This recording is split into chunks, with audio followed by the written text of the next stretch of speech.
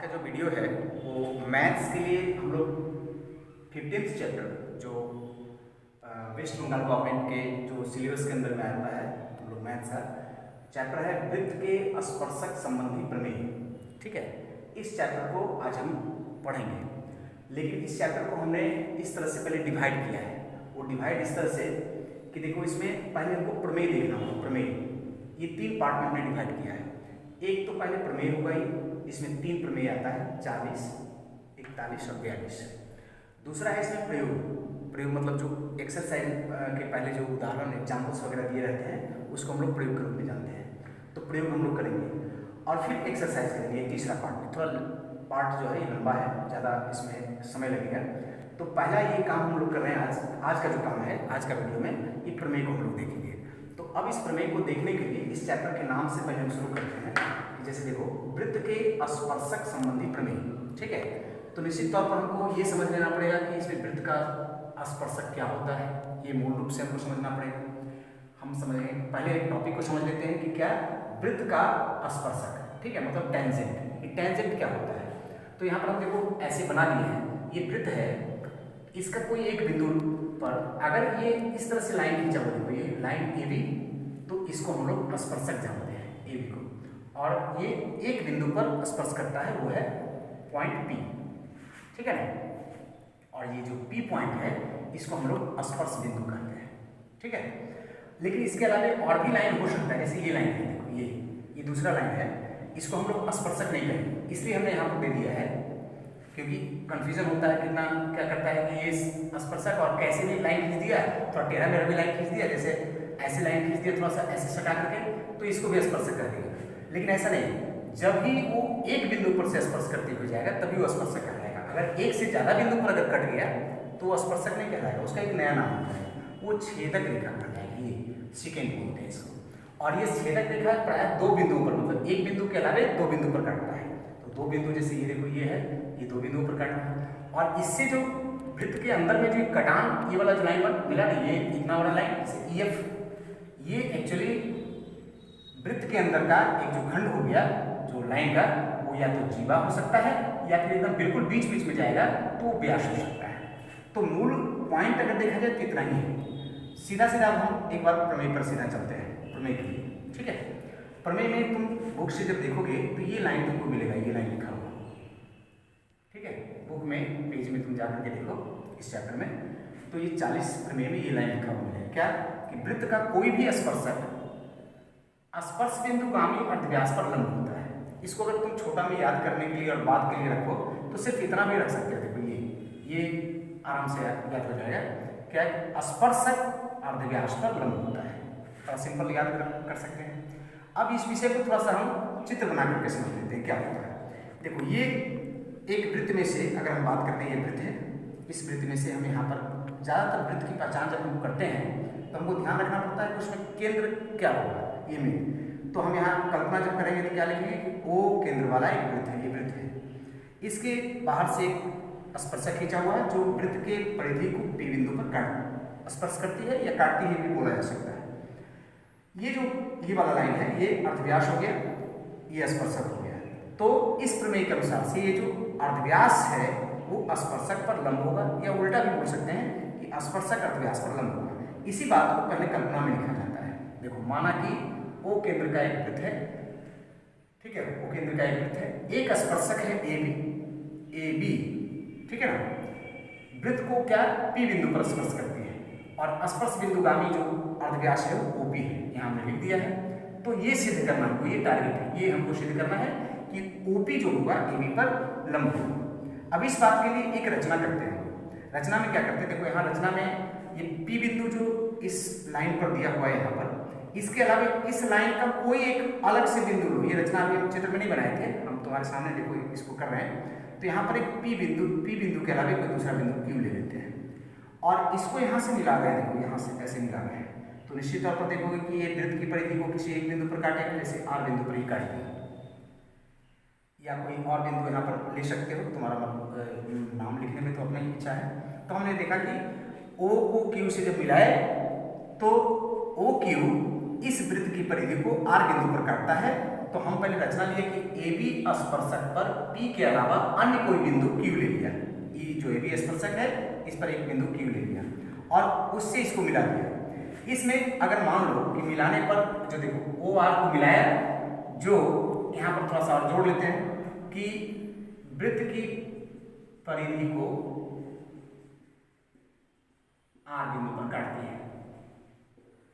ठीक है, ये हम जानबूझ करके किए क्योंकि चित्र बना हुआ रहने से थोड़ा समझने में दिक्कत होता है, तो आर बिंदु पर काटते हैं। अब एक बार साफ साफ तुमको इस चित्र में से क्लियर हो गया है, तो अब चित्र से ही हम देखते हैं एक बार सोच करके कि देखो इसमें ओपी क्या है। ओपी एक अर्थव्यास है और यहाँ से देखोगे अगर ये ओ आर तो वो भी इसी वृत्त का अर्थव्यास है, तो दोनों ही ओपी और ओ आर दोनों ही इस वृत्त का अर्थव्यास है।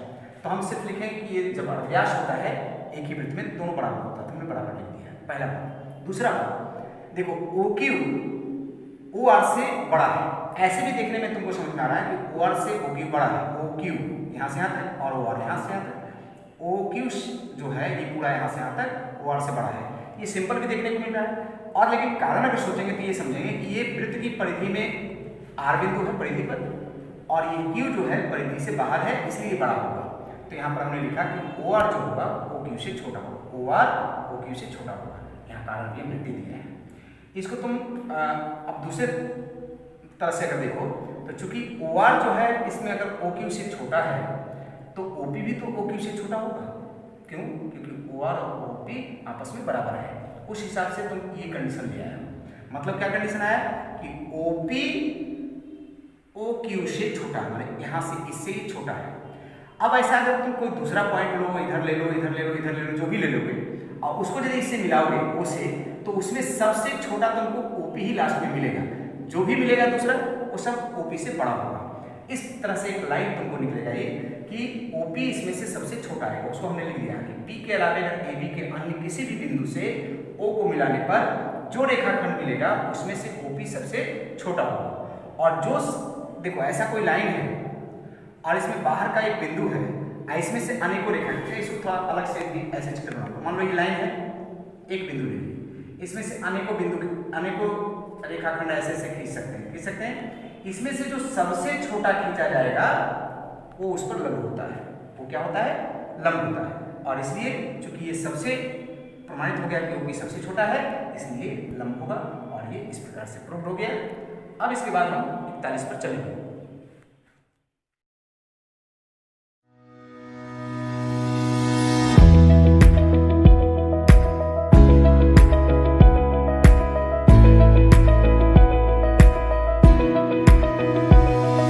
तो 40 प्रमेय तो हमने देखा, अब 41 प्रमेय को हम देख रहे हैं। ठीक है, 41 प्रमेय 41, इसमें जो टॉपिक किताब से एक बार थोड़ा मिला लोगे, तुम्हारा जो किताब का प्रमेय लिखा हुआ उस लाइन को मिला लोगे।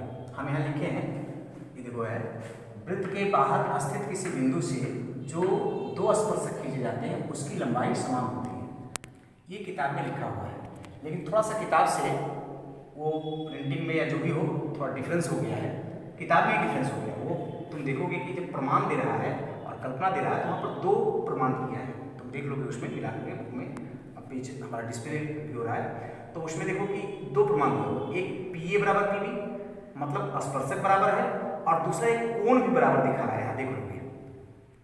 ठीक है, तो ये जो कोण दिखा रहा है, लेकिन इसके लिए ये प्रमेय के अंदर में लेकिन भाषा लेकिन दिया नहीं पूरा कंप्लीट, किसी कारण से छूटा होगा, तकनीकी कारण से।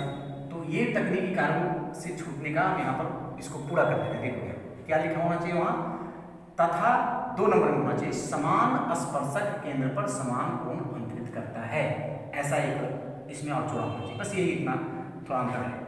उसके बाद का सारा कुछ बुक से तुम कंपेयर करोगे और मेन समझाने का तरीका पर यहाँ देखना पड़ेगा तुमको। ठीक है, अभी देखिए तो हमें यहाँ पर मीन क्या हुआ कि जैसे वृत्त के बाहर स्थित किसी वस्तु से बिंदु से जो दो स्पर्शक खींचे जाते हैं उसकी लंबाई समान होती है, और दूसरा वो समान जो स्पर्शक है केंद्र पर समान कोण अंतरित करता है।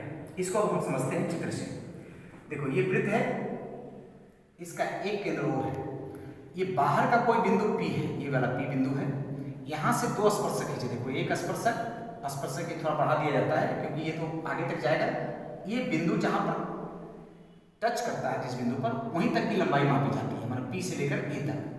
और ठीक इधर भी एक ये गया स्पर्शक P से लेकर के B तक, है ना। तो पहला बात इसमें है कि ये जो PA और PB की लंबाई होगी समान होगी, ये देखो पहला बात। और दूसरा बात, इसके द्वारा जो कोण बनेगा, कैसे कोण बनेगा, ये वाला कोण, ये इतना वाला जो कोण बन रहा है, और इधर से जो बन रहा है ये बना, मतलब ये स्पर्शक से ये कोण बना, कोण का नाम क्या हुआ, AOP, और इधर से कोण बना BOP, ये दोनों बराबर होगा। तो इस प्रकार से कल्पना हम पहले लिखते हैं। माना कि O केंद्र वाला एक वृत्त है जिसके बाहर स्थित किसी बिंदु P से दो स्पर्शक क्रमशः P और PB खींचा गया है। O से A को मिला दो, O से P को मिला दो और O से B को मिला दो, तब इसमें दो स्थितियां हमको प्रूफ करने के लिए आती है। ये देखो दो स्थितियां, क्या, एक तो PA बराबर PB होगा ये, और दूसरा ये वाला कोण बराबर होगा AOP बराबर BOP। ठीक है, अब इसको हम लोग प्रमाणित कैसे करते हैं? प्रमाणित करने के लिए एकदम बहुत सिंपल तरीका है। तो ये एक त्रिभुज बना हुआ है और ये दूसरा एक त्रिभुज बना हुआ है। हम ये दो त्रिभुज को लेते हैं और दोनों को सर्वांक्षम करते हैं। सर्वांक्षम करने के लिए तुम जानते हो पहले से कि हमको 3 अंक बराबर ढूंढना पड़ता है। इन दोनों त्रिभुजों में 3 अंक बराबर ढूंढना है। देखो OA और OB ये बराबर होगा, पता है क्यों? क्योंकि ये एक ही वृत्त का अर्थव्यास है। एक वृत्त में जितना भी अर्थव्यास होता है सब बराबर होता है। तो देखो OA बराबर OB, एक बात बराबर हो गया, यहाँ लिख दिया कि एक ही वृत्त का अर्थव्यास है। दूसरी बात इसमें ये देखो OP जो है, ये OP ये दोनों ही त्रिभुज के एक भुजा के रूप में आता है। देखो इस त्रिभुज में भी एक भुजा है ये OP, और ये दूसरा त्रिभुज में भी एक भुजा है OP। इसका मतलब OP जो है दोनों में आता है, तो OP बराबर होगा। इस दोनों में आने की बात जो होती है उसको हम लोग उभयनिष्ठ करते हैं। उभयनिष्ठ मतलब दोनों में आना, तो OP उभयनिष्ठ है, मतलब OP और OP दोनों में बराबर है। ठीक है, इसको ये लिख भी सकते हैं, ये नहीं भी लिख सकते, इसका कोई मतलब नहीं है, हमने समझाने के लिए लिखा है। अब देखो ये क्या है, स्पर्शक है और ये अर्धव्यास है। तो इस अर्धव्यास और स्पर्शक में एक संबंध होता है कि ये एक दूसरे पर लंब होता है। हमने 40 प्रमेय में ये अभी पढ़ा है। ठीक है, तो 40 प्रमेय के अनुसार से हमको हो गया कि ये वाला कोण 90 डिग्री होगा, तो इधर वाला कोण भी 90 डिग्री होगा ये वाला। इसका मतलब कि दोनों 90 डिग्री का कोण है, और इसलिए ये कोण और ये कोण बराबर होगा। देखो यहाँ पर दे दिए कि ये दोनों कोण बराबर होगा। क्यों? 90 डिग्री का कारण बता दिए, ये देखो लंब है। ठीक है, अब ये तीन तथ्य समान आ गया, मतलब एक भुजा इसके भुजा के बराबर OP उभयनिष्ठ हो गया और ये कोण बराबर हो गया, इसलिए 3 अंक जब बराबर हुए तो ये दोनों त्रिभुज क्या होगा, सर्वांगसम होगा। ये दोनों त्रिभुज सर्वांगसम होगा। सर्वांगसमता का नियम लिखना पड़ता है। यहाँ पर RHS अगर कोई ध्यान से नहीं पहले से जानता होगा तो हम बोलते हैं हाँ राइट हैंड साइड ही बोला जाता है। RHS का मतलब होता है, R से तात्पर्य है समकोण से, समकोण त्रिभुज। समकोण त्रिभुज है, H मतलब हाइपोटेन्यूज मतलब कर्ण, और S मतलब भुजा, अर्थात समकोण त्रिभुज के लिए। चूंकि देखो यहाँ 90 डिग्री का कोण बना है ना, और यहाँ भी 90 डिग्री का कोण बना है, तो ये दोनों समकोण त्रिभुज है, इसलिए समकोण त्रिभुज से संबंधित ये सर्वांगसमता का नियम लगेगा। और इसलिए जब सर्वांगसमता का नियम से ये दोनों सर्वांगसम हो गया तो बाकी के अंग अपने आप बराबर होते हैं, इसलिए PA और PB बराबर होगा, जो एक बात में आपको प्रूफ करना था। दूसरा कोण AOP और BOP होगा, क्योंकि जब सर्वांगसम हो गया तो बाकी कोण भी बराबर होंगे, तो ये दोनों बराबर हो गया, और यही हमको सिद्ध करना था। ओके, प्रमेय 40 और 41 हमने कंप्लीट किया। अब 42 की बात करते हैं। ठीक है, तो 42 में देखो बोल रहा है कि यदि दो वृत्त एक दूसरे को स्पर्श करें, तो यहीं से पहले बात को शुरू करते हैं। दो वृत्त लेते हैं, स्पर्श कराते हुए लेते हैं। हालांकि जैसे ये एक वृत्त ले लिया हमने, ठीक है, तुम अपने तरह से बना लोगे, क्योंकि फिगर तो इंस्टेंटली बनाने में थोड़ा दिक्कत होता ही है। तो देखो ये दो वृत्त हमने स्पर्श कराया, सटाया दो, ये बाहर स्पर्श कर रहा है। बुक में तुम पिक्चर जो हम फिगर दिया हुआ है वो दो तरह से दिया हुआ है, तुम एक तरह से लोगों को कोई दिक्कत नहीं है, उसमें क्या किया अंदर से भी स्पर्श कराया। तो ये दो वृत्त हमने लिया, इस दोनों का केंद्र लिया। मान लो यहाँ पर एक केंद्र है A और इसका केंद्र है B। तो ये दो वृत्त एक दूसरे को अगर स्पर्श करता है तो स्पर्श बिंदु यहाँ पर कुछ होगा, यहाँ इधर लिख देते हैं। मान लो ये P स्पर्श बिंदु है जो दोनों वृत्तों को स्पर्श कर रहा है। तो ये जो स्पर्श बिंदु होगा और जो दोनों केंद्र को मिलाने वाली रेखा, देखो ये दोनों केंद्र को मिलाने वाली जो रेखा होगी यहाँ से और यहाँ से मिलाएंगे, ठीक है। तो ये तीनों बिंदुएं एक सरल रेखा में होगी, ऐसा हमको सिद्ध करना होगा। ये सिद्ध करना है, क्या समझे कि ये और ये तीनों बिंदु क्या होगा, समरेखीय होगा या एक सरल रेखा में स्थित होगा, ठीक है ना।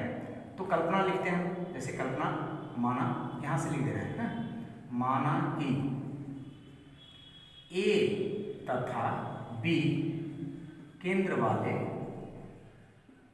दो वृत्त परस्पर एक दूसरे को है, परस्पर मतलब एक दूसरे को पी बिंदु पर काटती है या स्पर्श करती है, पी बिंदु पर स्पर्श करती है, ठीक है। तो इसमें सिद्ध क्या करना है कि, तो सिद्ध करना है कि ए पी तथा बी समरेखीय होगा, यानी एक सरल रेखा में है, एक सरल रेखा पर स्थित है, ऐसा हमको सिद्ध करना है। इसमें थोड़ा रचना करना पड़ेगा। तो फिर रचना में देखो क्या करते हैं, पहले हम सीधा सीधा नहीं मिला करके, हम पहले ए से पी को मिलाते हैं, ए से पी को एक तरफ से मिला दिए, और उधर से पी से मतलब जो बी है उसको मिला दो, बी से पी को मिलाया, ये ऐसे लाइन खींचे मतलब से समझ लो, एक तरह से बी से पी को मिलाते हैं, ठीक है। और एक काम और करते हैं, इस पी बिंदु पर एक स्पर्शक खींचते हैं जो दोनों में होगा, माने उभयनिष्ठ होगा, इधर भी होगा उधर भी होगा, तथा बिंदु पी गामी है ना, एक उभयनिष्ठ स्पर्शक, उभयनिष्ठ स्पर्शक, इसका नाम कुछ भी दे दो, एक्स वाई दे देते हैं, है ना, एक्स वाई खींचा, ठीक है ना। अब आते हैं प्रमाण की बात करने के लिए, प्रमाण लेते हैं। तो हम देखो क्या हुआ है, यहाँ देखो ये एक स्पर्शक है, हम दो वृत्त यहाँ बनाए हैं, पहले एक एक करके बात करते हैं, एक एक वृत्त से बात करते हैं, पहले एक वृत्त इधर वाला, एक केंद्र वाला की बात करते हैं।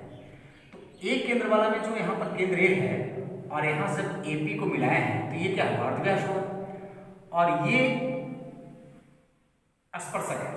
तो एक वृत्त के लिए तुमको पता है, जैसे कोई एक वृत्त रखा है और उसमें तुमको पहले से ये 40 में पढ़ा है कि इसमें अगर हम ऐसे स्पर्शक खींचेंगे तो अर्धव्यास स्पर्शक पर लंब होता है, यहाँ 90 डिग्री का कोण बनता है, ठीक है ना। तो देखो इस वृत्त के लिए अगर हम बात करें तो ए से पी पर ऐसे करके ये जो स्पर्शक है इस पर यहाँ पर 90 डिग्री का कोण बनेगा ना।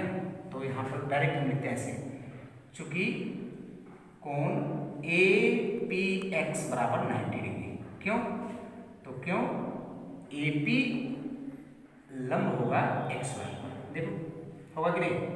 ठीक ऐसे ही अगर उधर वृत्त से बात करें, इधर वाला वृत्त से, तो क्या होगा, पी भी लंब होगा एक्स वाई पर, तो वहां पर बनेगा देखो पी बी पी एक्स बराबर 90 डिग्री, क्यों, वहां होगा बी पी लंब एक्स वाई पर, ठीक है। अब तुम इस दोनों को जोड़ दो एक बार, ये दोनों को ऐसे ही जोड़ लो, ऐसे, तो क्या होगा A P X plus B P X बराबर 90 और 90 जुड़ करके 180 डिग्री, मतलब ये दोनों मिलाकर के 180 डिग्री होगा।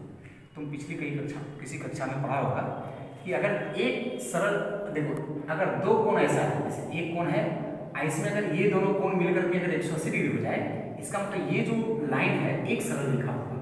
तो यहाँ भी तो वही हुआ, देखो ये दोनों कोण मतलब ये कोण और ये कोण जोड़ करके 180 हो गया, इसका मतलब ये जो लाइन है ये वाला एक सरल रेखा होगा। बस इतना ही करना है। अतः ए पी एवं बी समरेखीय होंगे। ये देखो इसको हम थोड़ा मैथमेटिकल टाइप से इसको कन्वर्ट करके किए हैं, बहुत इजी लगेगा, कोई दिक्कत नहीं होगी इसमें। और इस प्रकार से 42 प्रमेय का जो हमने प्रमाण है वो दिया।